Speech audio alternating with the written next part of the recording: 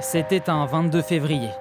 Il y a 2 ans, derrière les grilles du lycée Saint-Thomas d'Aquin à Saint-Jean-de-Luz, le drame.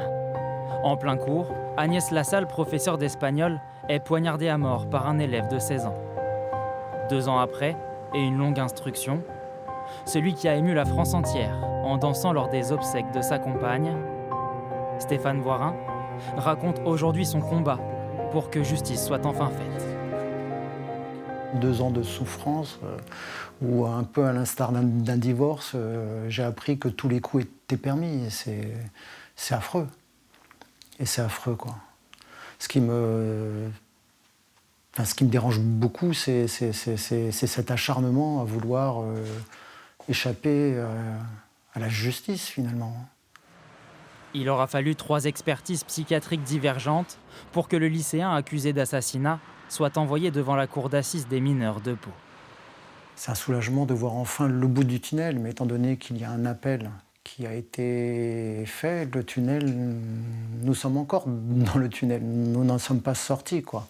Et potentiellement, cette personne peut très rapidement, d'une manière ou d'une autre, ou tout simplement en traînant des pieds, hein, comme c'est le cas depuis le début, se retrouver libre parmi nous.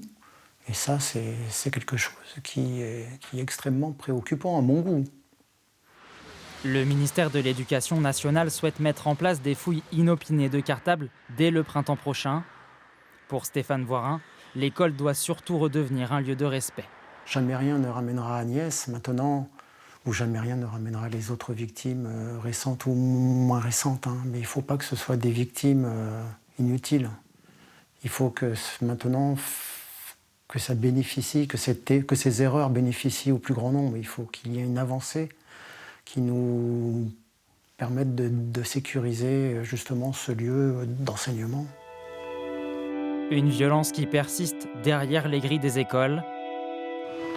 Début février, un élève de première d'un lycée de Bagneux en Hauts-de-Seine était gravement blessé à l'arme blanche par un autre lycéen.